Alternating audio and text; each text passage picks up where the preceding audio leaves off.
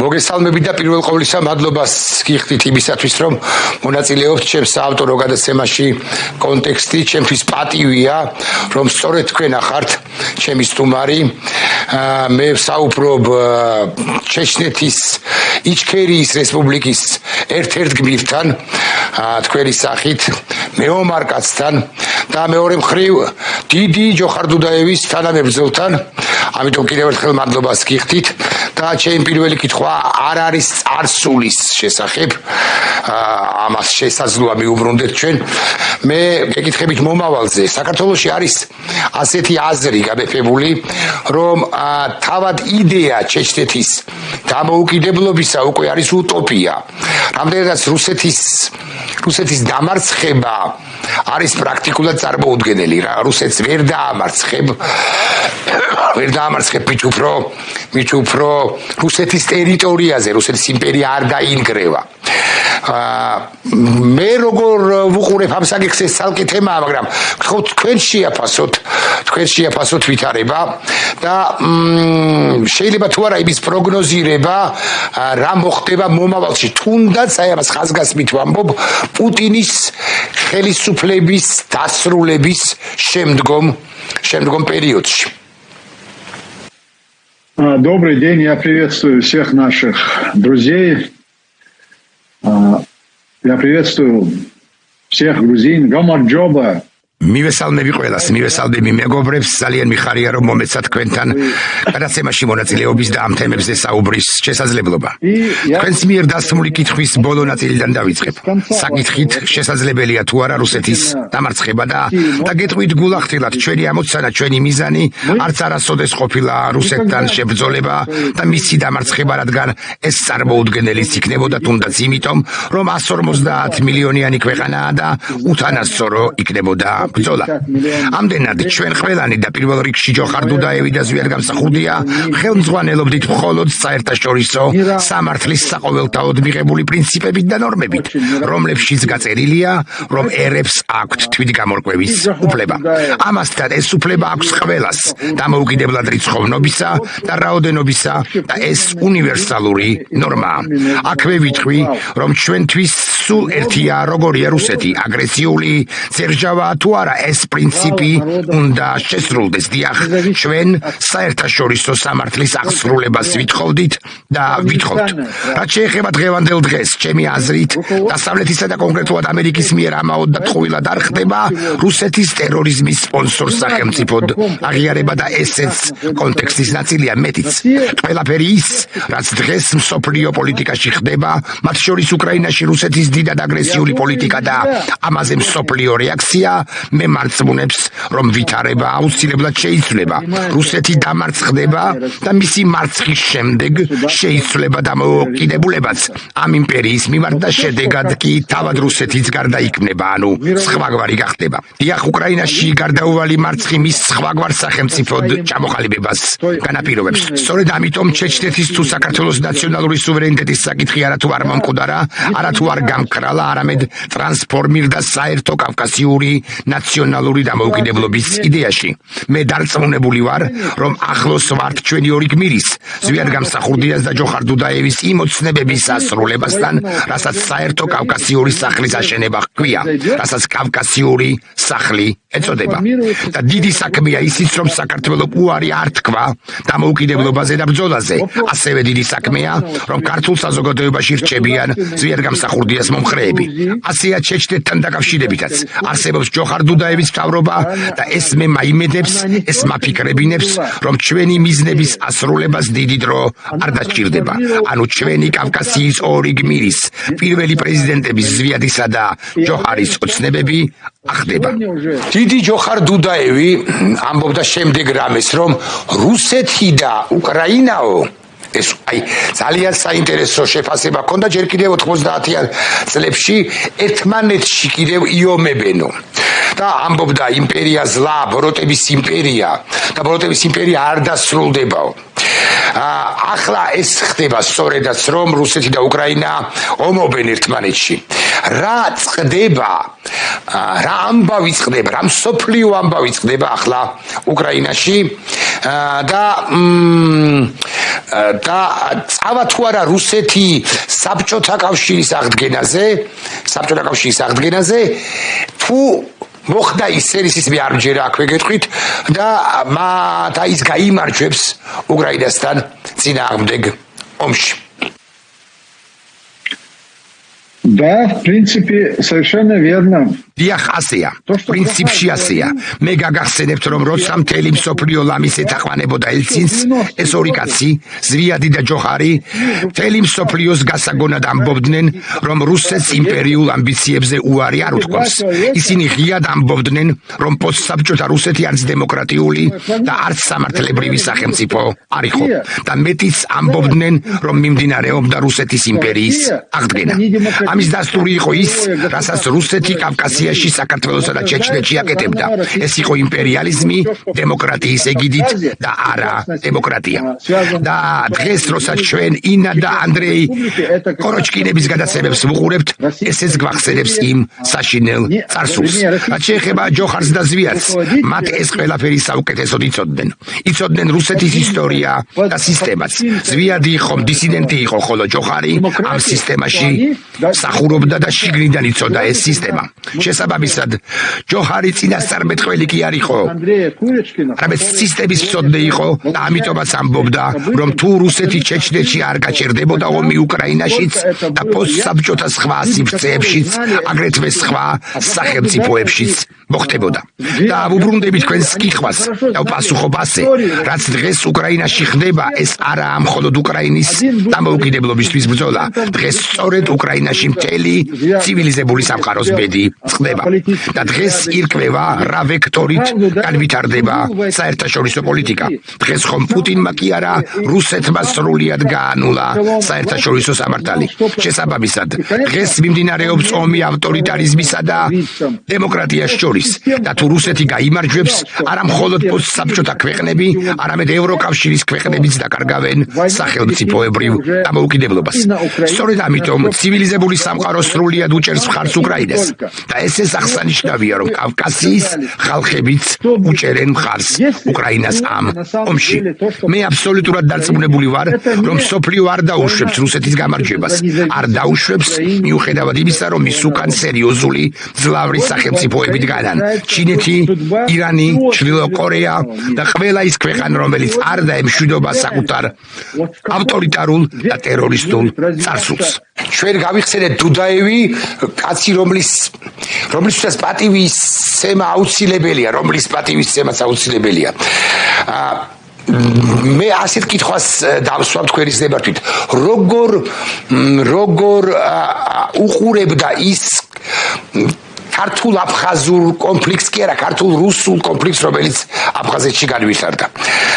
მაპატიეთ ამ კითხვის დასმა შესაძლოა ცოტა რთულია მეორე მხრივ, მაგრამ მაინც ჩვენ გვახსოვს ის საველე მეთაურები, ჩეჩნები, რომლებიც არც თუ დადებით, არც თუ პოზიტიურ როლს თამაშობდნენ, არც თუ პოზიტიურად დაგვამახსოვრდნენ ამ კონფლიქტის დროს. და ჩვენ ანაკლებად ვიცნობთ, ანაკლებად ვიცით ჯოხარ დუდაევის პოზიციის თაობაზე, თქვენი პოზიცია გაიხსენეთ ის ამბავი. Мы неоднократно возвращались к этому вопросу. ჩვენ არაერთხელ გაგვიცია პასუხი ამ კითხვაზე. რაც საქართველოში მოხდა 90-იანებში, ქართველებსა და აფხაზებს შორის ცხადია რუსეთის მონაწილეობით მოხდა. ეს ყველაფერი საუკეთესოდ იცოდა ჯოხარმა. ჩეჩენი მოხალისეების მონაწილეობა ამ ომში არც ოფიციალური ჩეჩნეთის და არც ჩეჩენი ხალხის პოზიცია არ იყო.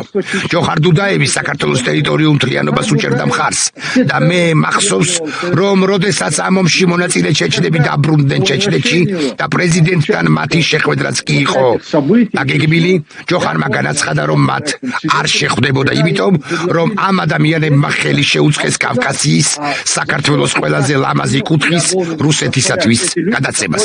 მე ვარ ამის მომსწრე. ამიტომ პოზიცია იყო ცალსახა და არა მხოლოდ ჯოხარისა. მე გაგახსენებთ, რომ ზვიად გამსახურდიამ ყველაფერი გააკეთა, რომ სისხლიანი კონფლიქტი არ მომხდარიყო. ეს ყველაფერი მე კარგად მახსოვს. ჩვენ ხვდებოდით აფხაზებს და ვცდილობდით პრობლემების აღმოფხვრას. და ეს ყველაფერი არ დატრიალდებოდა საქართველოში სახელმწიფო გადატრიალება რომ არ მომხდარიყო.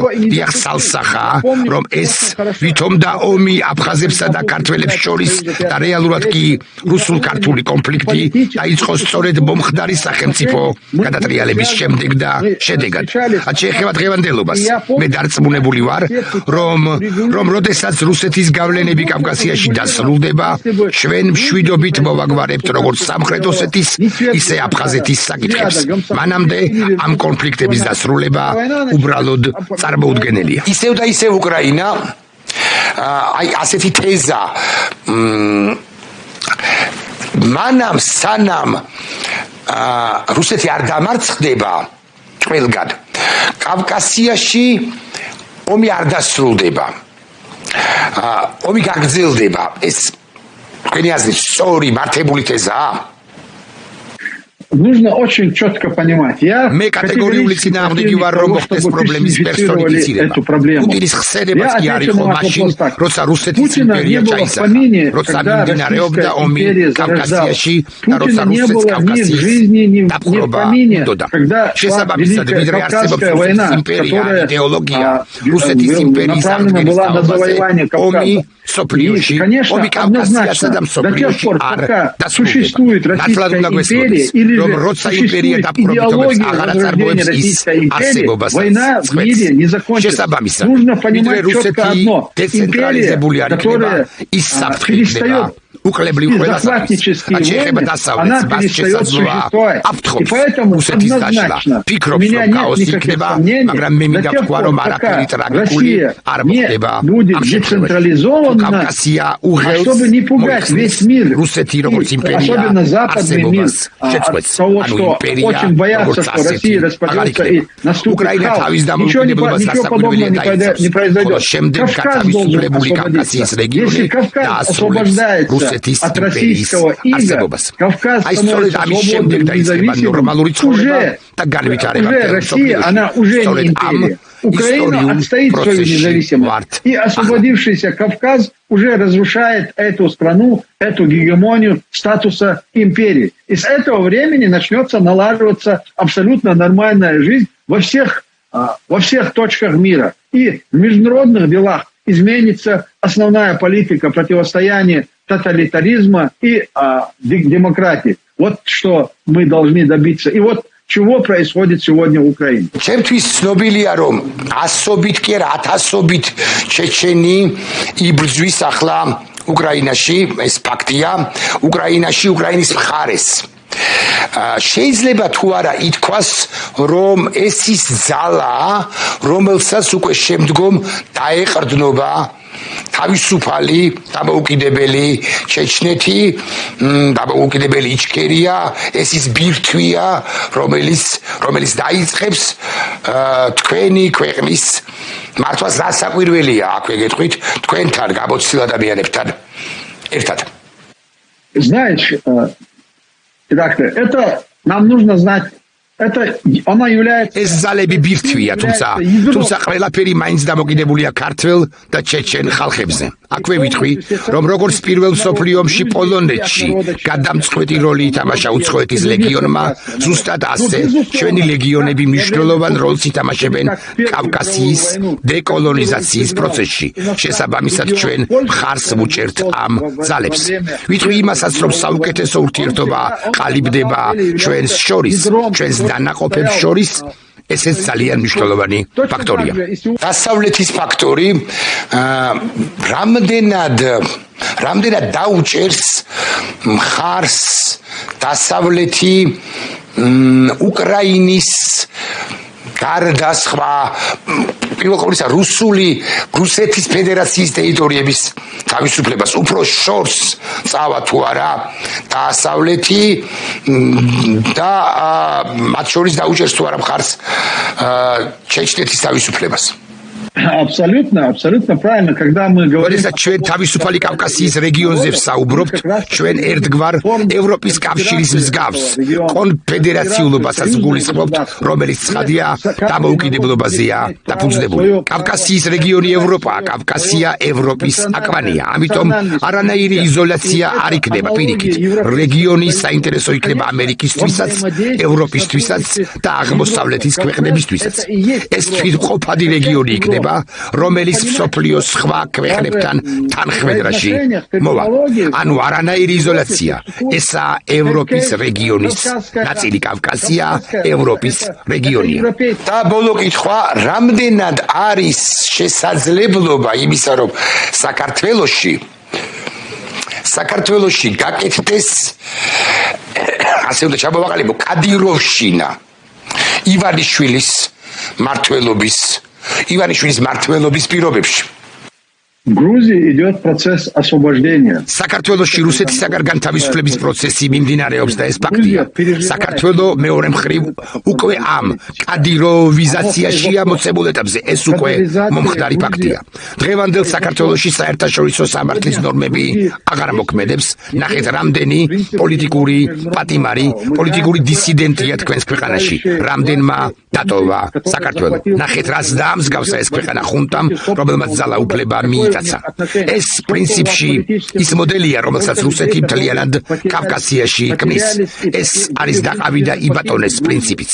რუსეთი ნახულობს ხოლმე იმ მარიონეტებს, რომლებიც მის პოლიტიკას აწარმოებენ და ატარებენ.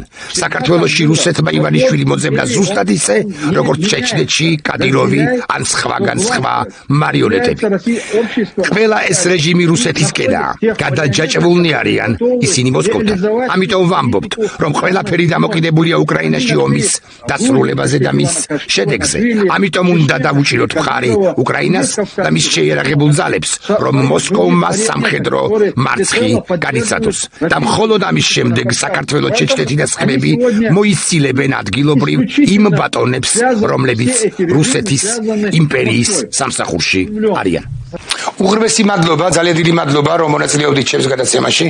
ეს ჩემთვის პატივია, კიდევ ერთხელ ვიტყვით, თქვენ მაყურებელს გავუმეორებ, რომ ხართ ის პირი, რომელიც ჩეჩნეთის რესპუბლიკა იჩქერიის თავისუფლებისათვის ორივე ომში მონაწილეობდა. თქვენ იყავით და ხართ დღემდე, გავბედავ და ასე ვიტყვი, დიდი ჯოხარ დუდაევის და ზვიად გამსახურდია თანამებრძოლი, მეგობარი, თქვენ ხართ კაცი, რომელიც დღემდე იბრძვის